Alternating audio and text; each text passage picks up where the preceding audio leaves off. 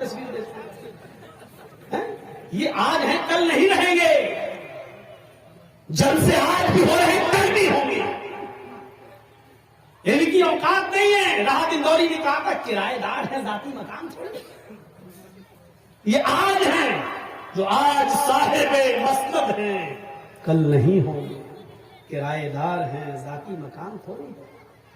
اور 100 سال کے بعد ہم زندہ نہیں رہیں گے. لیکن دیکھیے گا جس طریقے سے ہٹلر کو لکھا گیا ظالم، حجاج بن یوسف کو لکھا گیا ظالم، 100 سال کے بعد کوئی مورخ اس دیش کے چوکیدار کو بھی ظالم لکھے گا. حجاج بن یوسف جیسا لکھے گا اور ہٹلر لکھے گا. لیکن افسوس یہ ہے کہ یہ پڑھنے والے ہیں. اس وقت ہم نہیں ہوں گے، ہماری اولادیں پڑھیں گی. کہو انشاءاللہ. حکومت و سلطنت. اب دیکھیے گا، اب اس کو بھی کاٹ کے چھانٹیں گے. مولانا نے مودی کو کہا ہے ہٹلر. اب بی جے پی والے ادھر کیس کر دیں گے. تو اس لیے ہم نے منتروں کو پڑھنا چھوڑ دیا ہے. اپنے آپ کو بھی بچانا ضروری ہے. لیکن پتہ نہیں کیوں آج اسٹیج پہ بیٹھتے ہی من میں آ گیا پڑھنا. میں یہ موضوع ہی نہیں سوچا تھا، میں سوچ کے کچھ اور آیا تھا، لیکن اب نکل گیا یہ.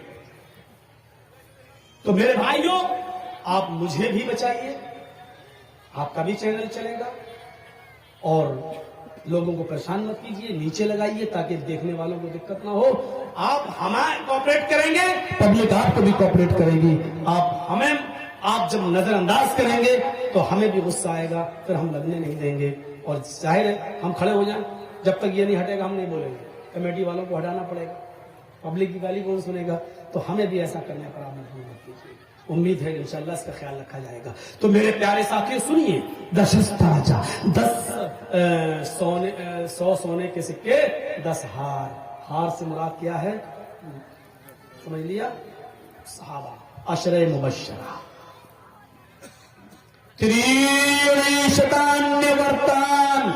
300 گھوڑے. کون جانتا ہے محمد رسول اللہ کے پاس 300 گھوڑے نہیں تھے؟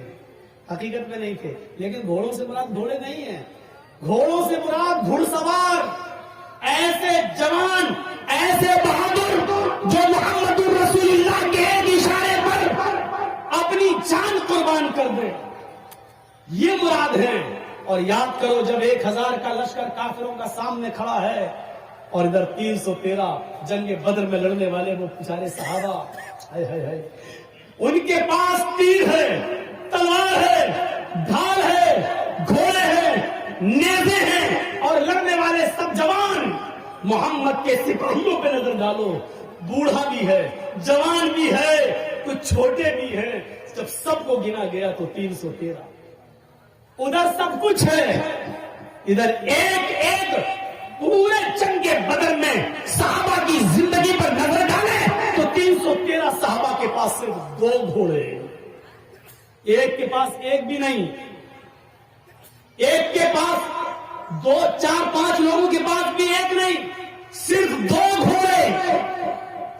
کسی صحابی کے پاس 3 ہے لیکن چھوڑنے کے لیے کمان نہیں ہے،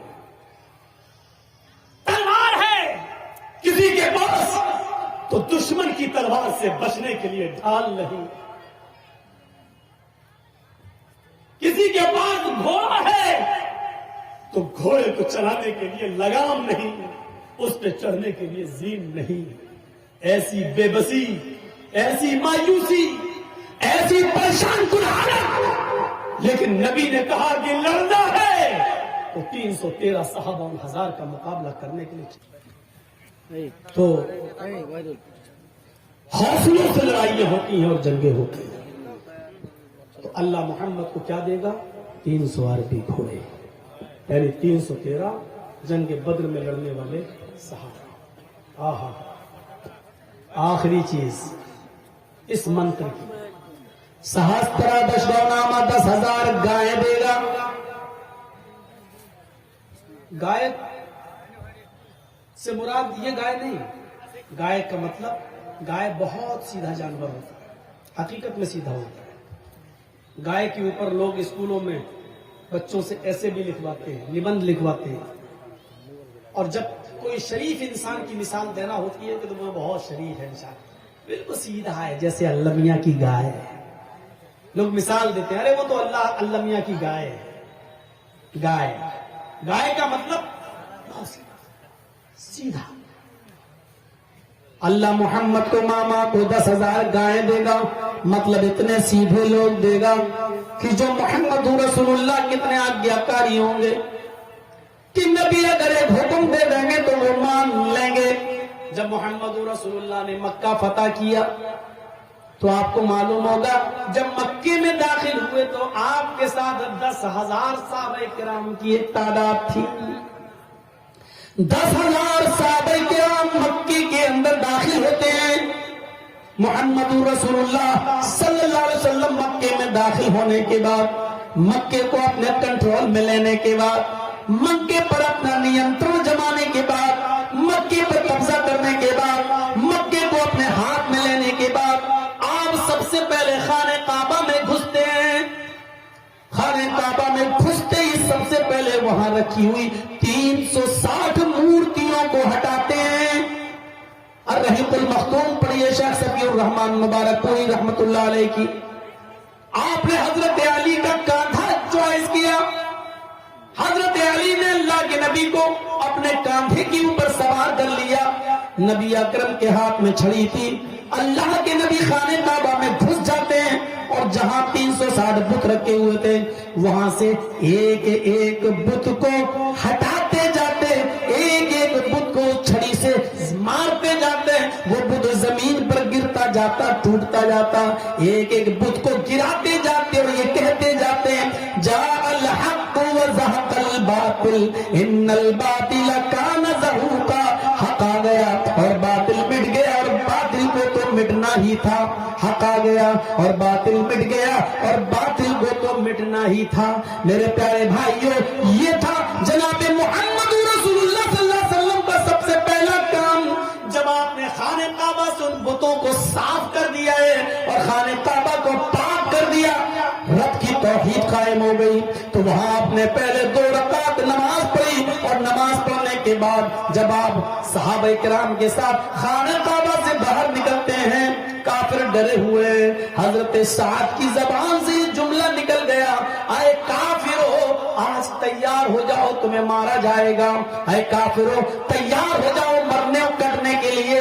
तुमने हमें मारा, तुमने हमें मक्के से निकाला, हमारी जमीन और जायदाद से हमें बेदखल किया, हमारे बच्चों को तुमने कत्ल किया, तुमने बहुत जुल्म किए।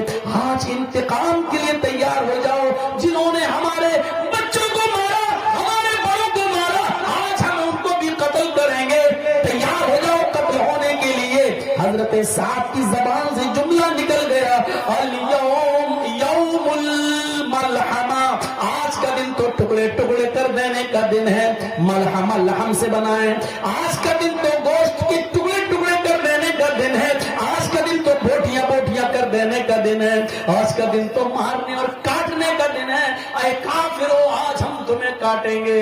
अल्लाह के नबी दूसरी तरफ बैठे हैं, वो कहते नहीं नहीं ऐ काफिरो तुम्हें डरने की जरूरत नहीं है। साथ गलत बोल रहे हैं। आज का दिन कोई टुकड़े टुकड़े कर देने का दिन नहीं है।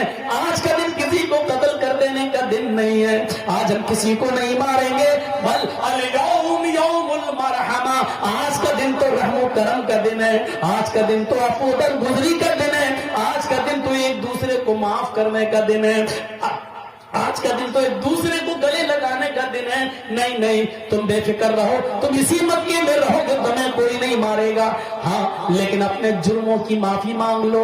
मुझे पता चलना चाहिए कि किसने क्या जुल्म किया था, क्या जुर्म किया था। आओ आओ मुझसे माफी मांगो, मैं तुम सबको माफ करने के लिए तैयार हूँ। एक आया, मैंने ये जुर्म किया, आपने कहा जाओ मैंने तुम्हें माफ कर दिया।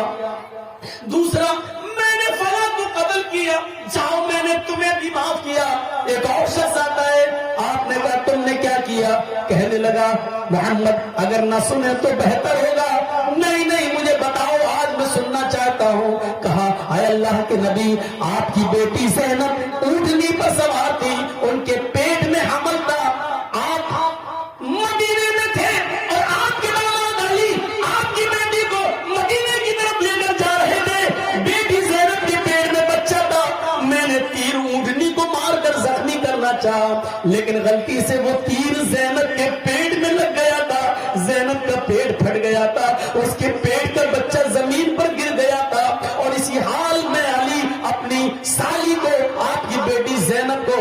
مہینے لائے، پیٹ کا بچہ ضائع ہو چکا تھا. جب زینب کو ہوش آیا اور اس کو پتا چلا کہ میرے پیٹ کا بچہ نہ رہا، تو آپ کی بیٹی زینب اس صدمے کو برداشت نہ کر سکی، ان کا انتقال ہو گیا. اے اللہ کے نبی، میں آپ کی بیٹی زینب کا قاتل ہوں. اللہ کے نبی کی آنکھوں میں آنسو آ گئے. فرمایا ہبار، میری بیٹی کی یاد دلا دیا آج تو نے. میں نے ہی اپنے ان ہاتھوں میں اپنی بیٹی کو دم توڑتے ہوئے دیکھا ہے. میں نے ان ہاتھوں میں اپنی بیٹی کو لیا اور اس کی آخری سانسیں اسی حال میں نکلی کہ اس کو صدمہ تھا کہ میرے پیٹ کا بچہ ضائع ہو گیا. لیکن اے ہبار، میں وعدہ کر چکا ہوں کہ کسی سے کوئی بدلہ نہیں لیا جائے گا. او میری بیٹی کے قاتل، او میری بیٹی زینب کے قاتل، جا اے ہبار، جا جا ہبار، میں نے تجھ کو بھی معاف کر دیا. اے ہبار، میں نے تیرا خون بھی بخش دیا. اے ہبار، جا میری آنکھوں کے سامنے سے ہٹ جا، میں نے تجھے بھی چھوڑ دیا. اسی محفل میں معافی مانگنے والی ایک اور باقی ہے، نام ہے اس کا ہندا. کہتی اللہ کے نبی، آپ تو مجھے جانتے ہی ہیں. آپ نے کہا تم ہندا ہو؟ ہاں. اے ہندا، تیرا جرم تو بہت بڑا ہے. میرے چچا حمزہ کا تو نے پیٹ پھاڑا. میرے چچا حمزہ کے قتل کے بعد تو نے اس کی ناک کاٹی، تو نے اس کا کان کاٹا، تو نے میرے چچا حمزہ کی زبان کاٹی، اور ان تینوں میں دھاگا ڈال کر تو نے اس کا ہار بنا کر اپنے گلے میں پہنا. میری چچا کی لاش کو تو نے مسئلہ کیا. تو نے میرے چچا حمزہ کی زبان کاٹی، ناک کاٹی، کان کاٹا، اور اس کا ہار بنا کر اپنے گلے میں پہنا. اس پر بھی تیرا کلیجہ ٹھنڈا نہ ہوا تو تو نے میرے چچا کا پیٹ پھاڑا، پیٹ سے کلیجہ نکالا، اس کلیجے کو کاٹا اور اپنے دانتوں سے نوچا، اور اس کلیجے کو تو نے دانتوں سے چبایا. جب تیرے دل نے اس کو حلق کے اندر، پیٹ کے اندر لے جانا گوارا نہ کیا تو اپنے دانتوں سے کچا چبا کر تو نے زمین کے اوپر تھوک دیا.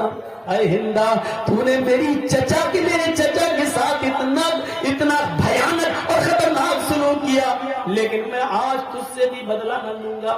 اے ہندا، جا، میں نے تجھے بھی معاف کر دیا. اے ہندا، لیکن ایک گزارش ہے، میرے سامنے مت آنا، میں بھی انسان ہوں، میرے پاس بھی دل ہے.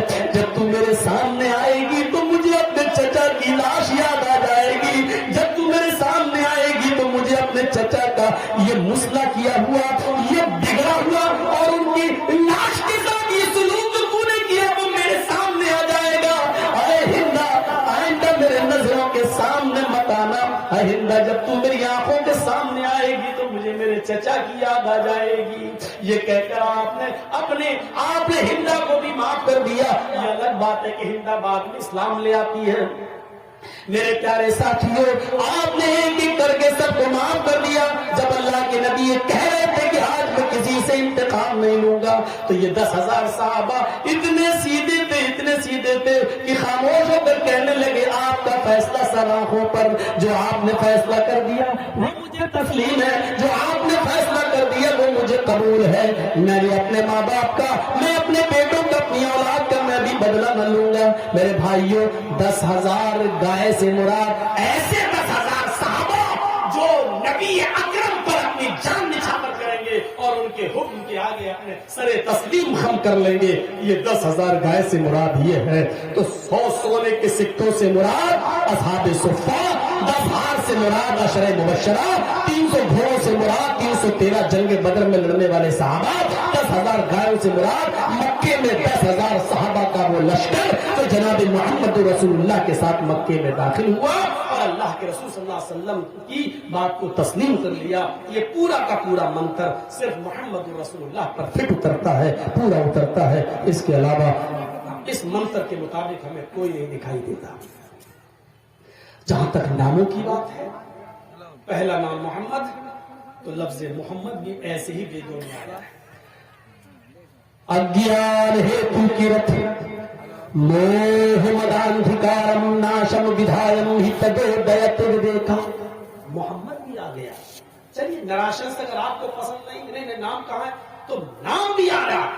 محمد، اگیان ہیتو کیرت موہ مد، ملائیں گے تو کیا پڑھیں گے؟ मोहमद अंधिकारम नाशम, मिलाएंगे तो क्या पढ़ेंगे? मोहमद अंधिकारम नाशम विधायम हि तदोदयति विवेका। मोहम्मद आएंगे इस धरती पर, मोहम्मद आएंगे, मोहमद अंधिकारम नाशम, धरती पर अंधेरा होगा, उस अंधेरे को नाश कर देंगे। धरती पर अंधेरा होगा, उस अंधेरे को मिटाएंगे। मोहम्मद अंधिकारम नाशम, मोहम्मद के आने के बाद अंधेरा मिटेगा। आपको नहीं मालूम मोहम्मद रसूलुल्लाह के आने से पहले कितना अंधेरा था? उसकी एक झलक देखना चाहते हो तो मैं दिखाऊं आपको। इतना अंधेरा था मोहम्मद रसूलुल्लाह के आने से पहले कि लोग शराब में इतने मस्त थे कि उनके घर में जब कोई बच्चा पैदा होता था तो मां अपने बच्चे को दूध का कतरा मुंह में नहीं डालती थी, पानी का कतरा मुंह में नहीं डालती थी। बच्चा मां के पेट से बाहर आता था तो शराब के कतरे और शराब की बूंदें उस बच्चे के मुंह में डाली जाती थी और इस पर फख्र किया जाता था कि मैंने अपने बच्चे को पैदा होने के बाद शराब के कतरे पिलाए, उनकी घुट्टों में शराब रची और बसी हुई थी। जुआ इतना ज्यादा खेला जाता था कि जुए में रकम आ जाते थे तो मकान लगा दिया करते थे, और मकान जुए में हार जाते थे तो बीवी जुए में लगा दिया करते थे। पढ़िए ज़ादुल मआद अल्लामा इब्न क़य्यिम की। और बीवी भी जुए में हार जाते थे तो जवान बेटी जुए में लगा दिया करते थे। ज़िनाकारी उरूज पर थी, औरत की कोई हैसियत नहीं थी।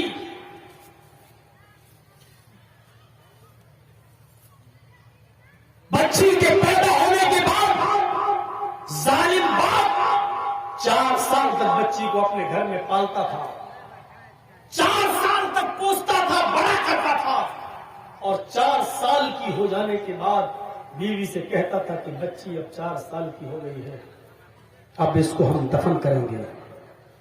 मां को हुक्म देता था बीवी को नहलाओ धुलाओ। मां रोते हुए अपनी बच्ची को नहलाती थी, कपड़े पहनाती थी।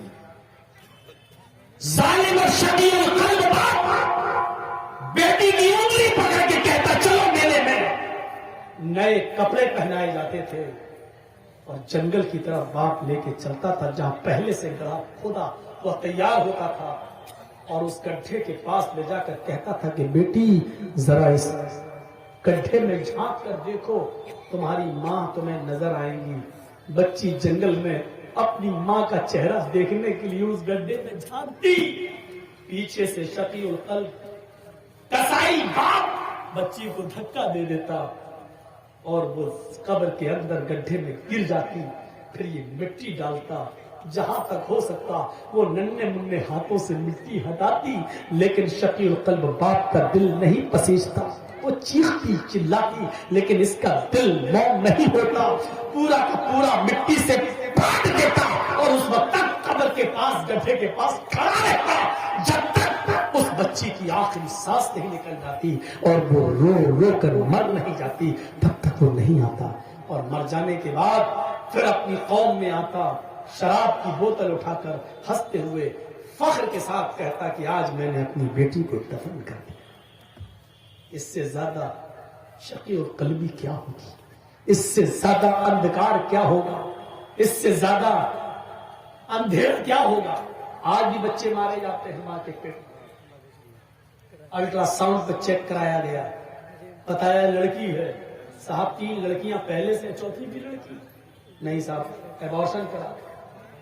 लिखा है हॉस्पिटल में यहां भ्रूण की लिंग की जांच नहीं की जाती है, यह अपराध है। लिखा होता है हॉस्पिटल्स में, लेकिन पसे पर्दा सारे काम हो रहे हैं। क्या कॉलेज में पढ़ने वाले लड़कियों और लड़कियों के साथ होने वाली गलतियों पर जब कॉलेज की लड़कियों का हमल फैल जाता है तो क्या उनका एबॉर्शन नहीं हो रहा है? क्या वो बच्चे नहीं गिराए जा रहे हैं? क्या हमल साबित नहीं हो रहे हैं? सब कुछ हो रहा है पसे पर्दा, सब कुछ हो रहा है पसे पर्दा। पीठ के पीछे, सामने न सही लेकिन सारे हॉस्पिटल में हो रहा है। बच्चे गिराए जा रहे हैं। नाजायज बच्चे तो छोड़ो, जायज बच्चे भी गिराए जा रहे हैं। 3 लड़कियां हैं, चौथी भी पेट में बच्ची है। नहीं साहब, डॉक्टर साहब गिरा दो। याद रखना, जितने लोग बैठे हैं सुन लो, अगर किसी ने ये जुर्म किया है और अपनी बीवी से करवाया है या अपने बच्चे का हमल साकित करवाया है, अभी जाओ तौबा करो, गिड़गिड़ाओ रब के सामने, उसको रहम आ जाए तो अल्लाह ताला माफ भी कर सकता है। गफूर रहीम है वो, वरना जुर्म बहुत बड़ा है। जिसने अपनी बीवी के पेट से बच्चा गिरवाया, चाहे वो हमल 10 दिन का ही क्यों ना हो, 15 दिन का क्यों ना हो, हमल ठहरने के बाद गर्भ के अंदर बच्चा ठहर जाने के बाद उसको गिरवाना इतना बड़ा जुर्म है, इतना बड़ा जुर्म है कि बुखारी शरीफ की हदीस है, अल्लाह के नबी फरमाते हैं, जिसने दुनिया में अपने बच्चे को अपनी बीवी के पेट से अबॉर्शन करवा दिया, गिरवा दिया, इसकात करवाया, कयामत के दिन अल्लाह ताला इस बच्चे को हाथ देगा, पैर देगा, ज़बान देगा, आंखें देगा, सर देगा। ये बच्चा एक बच्चे की शक्ल अख्तियार करेगा। बुखारी की रिवायत है, जा यौमल क़ियामा व मुअल्लकुम बैना सदैहा, कयामत के दिन वो बच्चा इस हाल में आएगा कि वो अपने माँ की दोनों पिस्तान से लटका हुआ होगा, अपने माँ के दोनों सीनों से लटका हुआ होगा, अपने माँ का दूध चूस रहा होगा, अपने माँ के पिस्तान से लटका होगा। अल्लाह कहेगा, आए बच्चे तुझे भी कुछ कहना है।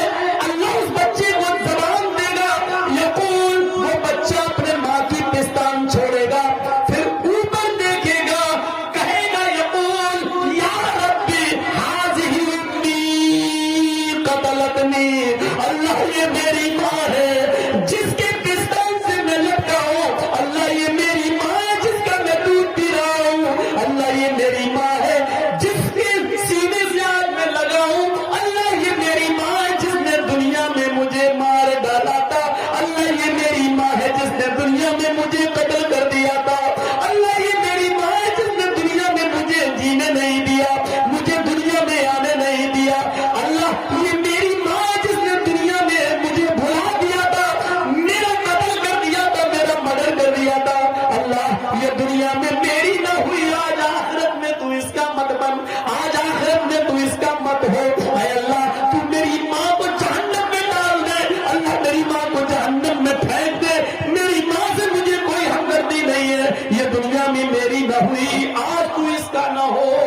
कयामत के दिन ये बच्चा अपनी माँ को जहन्नम में ले जाएगा। अल्लाह रब्बुल आलमीन इस बच्चे को तो नहीं, लेकिन उसकी माँ को अपने बच्चे, इस बच्चे के कहने पर जहन्नम में डाल देगा।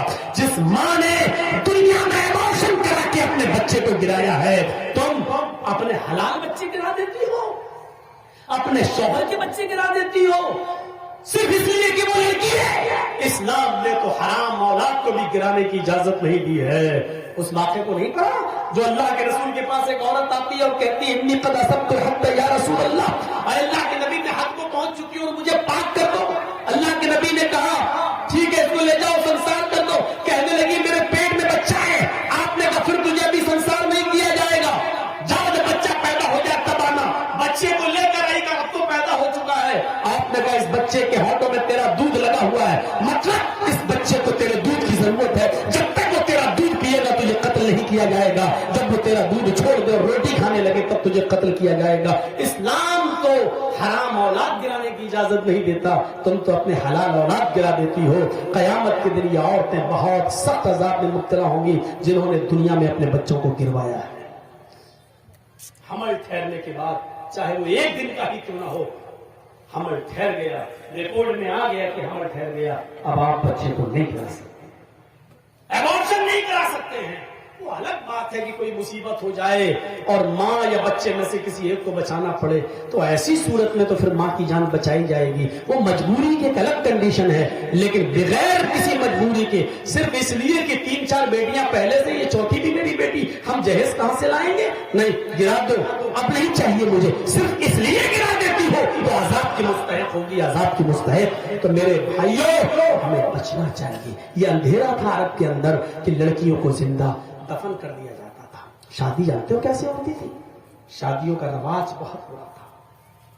ایک لڑکا کسی لڑکی سے شادی کر کے لاتا تھا، پڑھیے بخاری کتاب النکاح، زمانے جاہلیت کی نکاح پر نظر ڈالیے۔ ایک لڑکا کسی لڑکی کو نکاح کر کے لاتا تھا، لیکن اس کے ساتھ رات سوتا نہیں تھا، جس کو ہماری زبان میں بولا جاتا ہے شب زفاف نہیں مناتا تھا، اور جس کو ہماری عام بھاشا میں بولا جاتا ہے سہاگ رات، وہ لڑکا اپنی بیوی کے ساتھ نہیں مناتا تھا۔ شادی کر کے لایا، ودا کر کے لایا، رخصتی کر کے لایا، گھر میں لایا، لیکن نہیں ملتا تھا، بلکہ وہ لڑکا، وہ پتی، وہ دولہا اپنی بیوی کو اپنے دوست کے حوالے کر دیتا تھا اور کہتا تھا کہ لو جاؤ تم اس کے ساتھ اور اس کی شرمگاہ حاصل کرو، یعنی اس کے ساتھ زنا کرو۔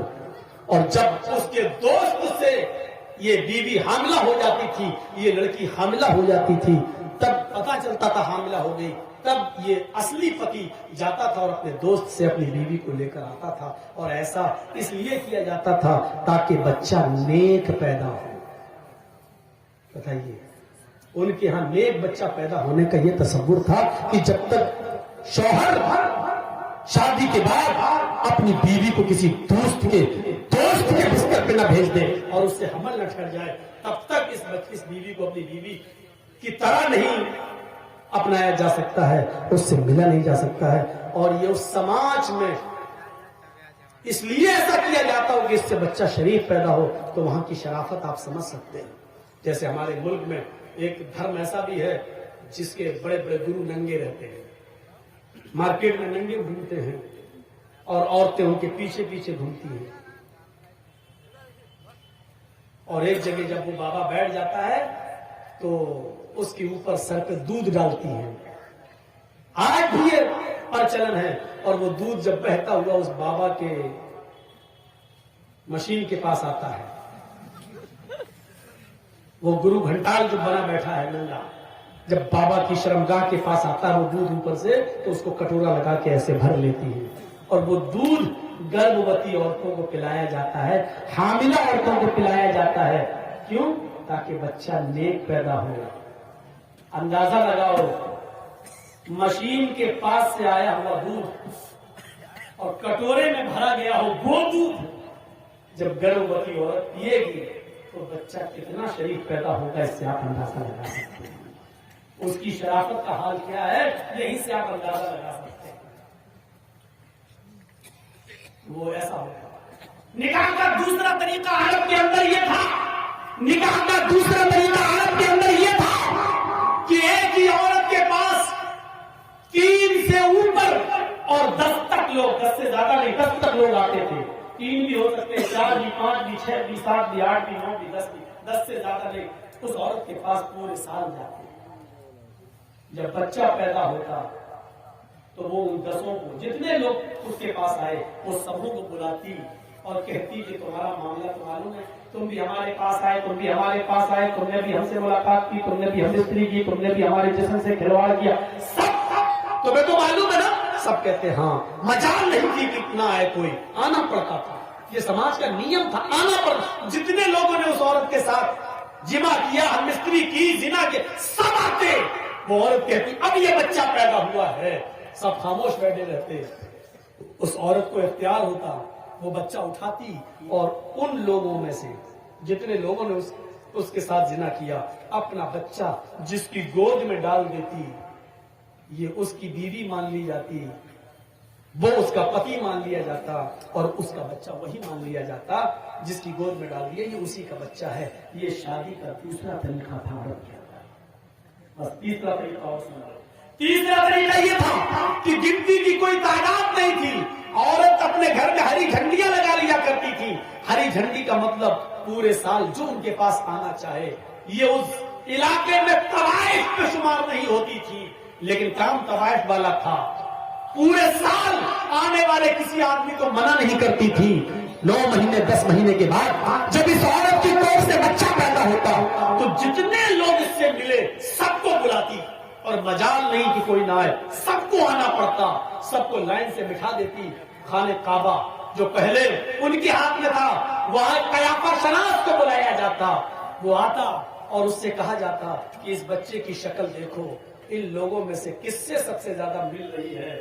وہ دیکھتا، چیک کرتا، اور اتنے لوگوں میں جس آدمی سے اس بچے کی شکل سب سے زیادہ مل رہی ہوتی، قریب ہوتی، یہ اس کی گود میں بچہ ڈال دیتا اور اس عورت کو اس کے ساتھ بھیج دیتا۔ یہ شادی کا تیسرا طریقہ۔ محمد اندھکارم ناشم، محمد آئیں گے تو اندھیرا ناش کر دیں گے۔ اب دیکھیے اسلام جب آتا ہے تو زمانے جاہلیت کے سارے نکاح ختم کر دیے جاتے ہیں، اور اسلام نے عورت کو اتنی عزت دے دی۔ اب نکاح کے لیے جب بیٹھ گیا دولہا، پہلی بات تو بارات کا تصور ہے نہیں، اب آ گئی تو بیٹھ گیا، تو پہلے لڑکے کا نکاح نہیں ہوگا، پہلے لڑکی کا ہوگا۔ ایک وکیل، دو گواہ لڑکی کے پاس جائیں گے، اس سے پہلے اجازت لیں گے، تمہارا نکاح فلاں کے ساتھ کیا جا رہا ہے، کیا تمہیں قبول ہے؟ وہ دستخط کرے گی رجسٹر پر، اور اس کا دستخط ہی یہ مان لیا جائے گا کہ اس کی اجازت ہے۔ پھر اس کے بعد لڑکے کا نکاح۔ یہ اسلام نے عورت کو عزت دی ہے، زبردستی کوئی کسی لڑکی کے ساتھ نکاح نہیں کر سکتا ہے۔ کچھ جاہل لوگ ایسے ہوتے ہیں، لڑکی کا نکاح کرنے گئے تو وہاں کہتے ہیں ہاں بیٹا فلاں کے ساتھ تمہارا نکاح ہو رہا ہے، تم نے قبول کیا؟ وہ بیٹھی ہے بیچاری شرم کی وجہ سے، اور یہ زبردستی، ارے بولو بیٹا کیا؟ وہ شرما رہی، اب بار بار کہہ رہا ہے بولو کیا، اور بیٹھی ہے بیچاری۔ اب اس کی سہیلیاں بھی اس سے کہہ رہی ہیں بول دے بول دے، ہاں ہاں بول دے۔ ارے جاہلو، زندگی بھر جاہلی رہو گے، پاگل ہو۔ جب حدیث میں ہے کہ ذلھا سماتھا، اس کی خاموشی ہی اس کی اجازت ہے، تو کیوں زبردستی اس سے کہلا رہے ہو؟ کنواری ہے، باقیہ ہے، غیر شادی شدہ ہے، اس کا زبان سے بولنا ضروری نہیں ہے۔ ایک بار آپ اس سے پوچھئے کہ فلاں فلاں کے ساتھ تمہارا نکاح کیا جا رہا ہے، کیا تم اس لڑکے کے ساتھ نکاح تمہیں قبول ہے؟ بس ایک بار اس سے پوچھئے، وہ خاموش ہو جاتی ہے، وہی اس کی اجازت ہو گئی۔ مت پوچھاؤ زبردستی، وہ خاموش رہتی ہے تو سمجھ لو کہ وہ راضی ہے۔ شرمیلی ہوتی ہے لڑکیاں، نہیں بولیں گی جلدی، اس لیے بلواؤ نہیں زبردستی، وہ خاموش ہے، سمجھ لو کہ اس نے اجازت دے دی، رجسٹر بڑھاؤ اور کہہ دو کہ دستخط کر دو۔